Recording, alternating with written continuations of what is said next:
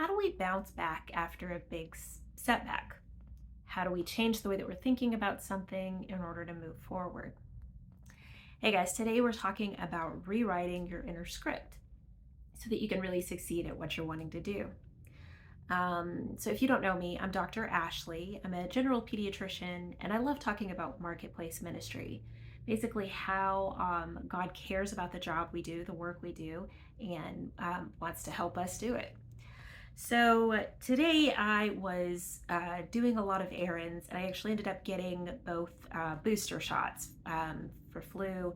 Flulapalooza is what it's called. I just think it's a fun word. But anyway, so all of the staff goes and gets their flu shot in this big, long, crazy line. But so I had to go to main campus in order to get this done, and I had to walk by a lot of things that are kind of triggering for me. It's a parts of campus that I went when I was sick that most of the time I didn't have to go when I was working. So the adult side of the campus is very different than the pediatric side where I usually work, right? So anyway, today I had to walk by the clinic where I was seen, where I was diagnosed with meningitis.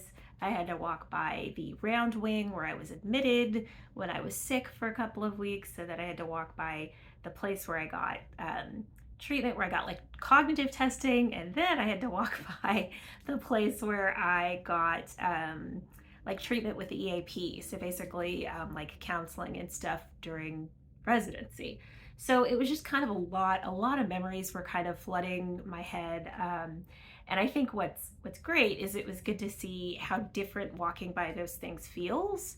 Sometimes it's worse than others, but this particular time was not bad. But it reminded me a lot of like the things that used to go through my head when I would walk by these particular buildings, and how part of just getting better was me really being aware of what was happening in my thoughts. So that's what we're talking about today. So we've got 4 steps to kind of help you overcome negative thoughts and help you kind of really succeed in moving forward. So mindset really determines everything. Mindset determines how you move forward, how you work toward a vision, how you really get anywhere in medicine. And I think that what used to happen, especially when I got to that last building, when I got to, it's called Medical Arts Building, and literally when I used to walk up toward the building, I could feel my heart rate starting to race. My hands would start sweating. I would get like kind of shaky feeling. I could just, I don't know, just physiologically everything would start changing, and I would get super nervous. And it's funny because really I was there to get counseling. Like I was just there to check in and tell them how things were going. And they were just supposed to like make sure everything was okay. But for some odd reason, it became this place that like determined everything for me. It became like, instead of like, how are you doing, Ashley? It became like, let's make sure Ashley does not need to be pulled off work, right? Like it was like a career ending visit every time. It was like it became like life or death for me. I don't really know why it became that big of a deal. But I would literally be walking up to the thing and practicing what I needed to say, practicing like things are going well and this happened, but it's okay because, I would be trying to work things out in my head, the way I could explain things that went badly, things like that. And so it was a great, I feel like I'm selling this negatively, but the EAP was truly wonderful. They really were, they were the accountability I needed, and really made me feel much more comfortable about patient safety, and really did a bang up job of getting me through residency. They would check in with my boss though, and so I knew they had access to the things that I was doing, and they would check in with my counselor, so they had access to the things that I was thinking in regular life and in my workplace, and we're kind of bringing it all together. So like I said, this is where I check in became, this is where I might get kicked out of medicine. So the first thing to do when you're getting a little bit dramatic like I do, or when you've been through some big setback, is to just recognize what you're thinking. This, I think, is sometimes the hardest part. We don't necessarily notice these streams of bad things that where our thoughts could go. So we really need to learn how to listen to our thoughts. A really good way to do this is to journal, to write them out. Because in the moment, if you can write out how you're feeling, when you go back and look at it later, you can kind of see how what you were thinking is probably not completely true. It was probably a little bit, like I said, overly dramatic, or possibly something that's not true about yourself, right? It's easy for us to bring ourselves down, to say, um, I am not capable of doing this. I am never going to recover. I'm never going to be a good doctor. It's easy to take yourself there. It's a lot harder to recognize when you're doing it and admit to yourself that that's just not true. Another way to do this, a good way to do this, is to just tell someone. So just talking to someone. That's why I really love counseling, and having like a psychiatrist, someone like that you can really talk things through with, because they can kind of help you recognize where you're going a little bit, where you're thinking about things a little bit more than you're overthinking things. Second, I would say step 2 would be find some positivity. So initially, all I had to do was kind of just refocus myself. Like, no, it's okay. I'm gonna be a doctor. I just have to work through this hardship. But as the year went on and I got like increasingly more depressed and just more tired and everything, that got a little bit harder to do. So eventually, I actually had to start reading through old journals. I had to start reading through. I read a lot of books of people who had been through something hard like this, something that would encourage me and kind of remind me of how good things used to be, remind me of a good place, or remind me of someone who was able to come back and was able to do well and going forward in the future. So that helped out a lot to use somebody else's positivity. And then ultimately, I had to get some help. Okay, so find someone with some more positivity than you. So this can be natural positivity. I think it's always great for me to go to someone who's in my church, who's got some faith-based positivity that won't go away. And then just have someone that you can trust to be honest with and open up with. Someone that will you literally have to let someone kind of just hold you up for a while when things get really bad. Last summer, I had to do this to 2 of my friends. I was like, look, I'm really having a hard time after my dad's passed, and I've got all these things that I have to work on. I need help. And so they would literally just check in with me and be like, where is your head? What are you worried about? What are you thinking about how you're doing? Are you sleeping? Are you making changes? They really just kept me accountable. And sometimes I literally just think of that story in the Bible where Moses and Aaron and okay, I can't remember who it is, but anyway, they're holding up Moses's hands and holding up the staff, because as long as they hold up the staff, then they're winning. And so having someone to really just hold your hands up, to hold you up, is huge. So third, you really got to get down and find those lies. So like I said, being able to talk with someone about this can kind of help you start to identify them. For me, I'm an overachiever, I'm a hard worker. I always tend to come back to, I can't fix this, and it's all on me, right? And so you have to notice those places where that's really not the truth, right? Like, I'm on a medical team. There's a group of people who are helping every patient that we're seeing. So this is not all on me. And I had to kind of really talk through and find the lies in the way that I was thinking about myself.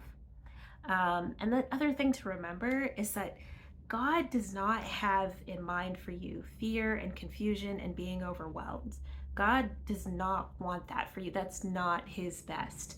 And so finding those lies that are taking you out, that are making you feel unworthy, that are making you feel incapable, are really, and being able to see yourself as God sees you is a huge part of being able to walk out of a big setback.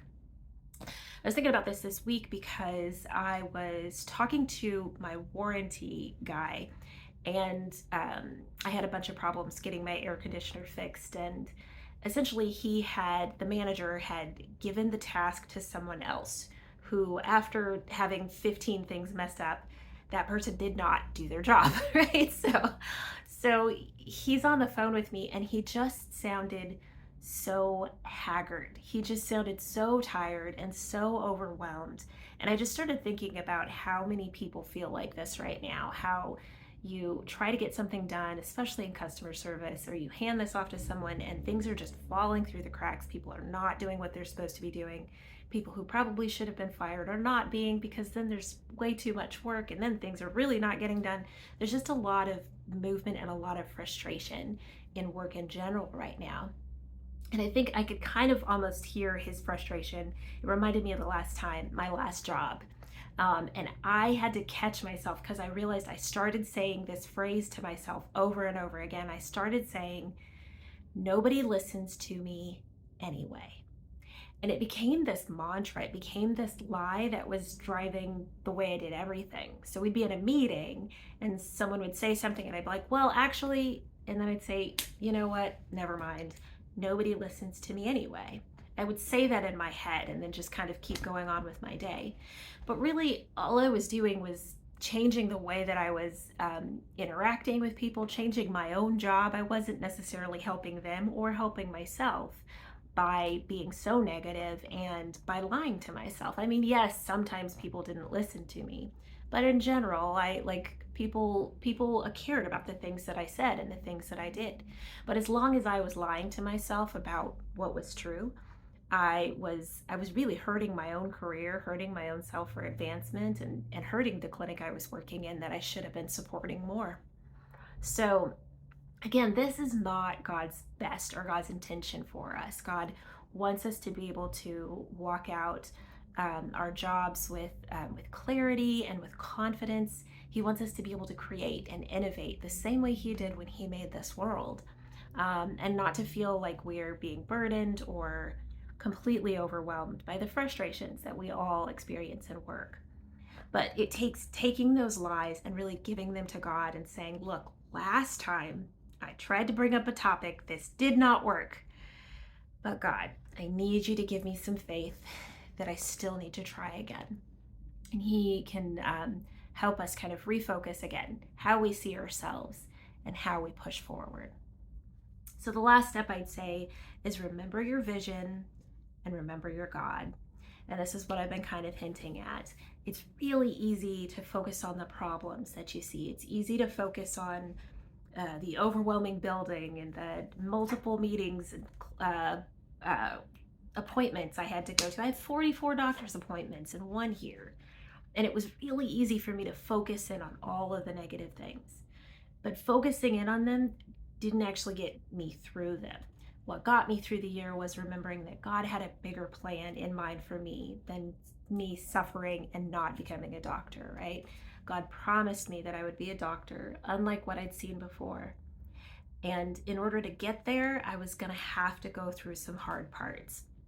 But if I could keep imagining the end goal, if I could keep imagining that God was with me, that's what got me through the hard parts in the middle. And so don't be afraid to ask God for help. He cares about the things that matter to you. I was actually reading my book, working on the audio book, and have this great story in there about an alarm clock. Essentially, when I was in when I was in college, I was having a really hard time getting up for class. And so I had 3 alarms and I kept sleeping through them. I would just sleep through all 3 alarms. So I just decided to try something different, and I started praying every night, God, please wake me up for class. And it was really cool the ways that would happen. And so I would still sleep through the alarms, but I would wake up like 2 minutes before class or something like that. And I thought about it a lot afterwards, because who really cared if I went to class or not? Nobody, right? Like, class was not mandatory. Nobody cared. They were not taking attendance. It just mattered to me. But because it mattered so much to me, it mattered to God. And I loved that I started praying about that and the way that God answered those prayers, because it reminded me that He sees the things that matter to us. He sees the things that in the grand scheme of the world are probably not that big of a deal, but He listens and He cares. He cares about the things that matter to you. And so He cares about whatever it is that you're struggling through, whatever lies you keep telling yourself, and He will help you to see yourself as He truly does. He loves you, and you can do this. So share this with a friend if you know someone who needs some encouragement, and I'll plan to see you back tomorrow. We'll keep talking. Have a good one.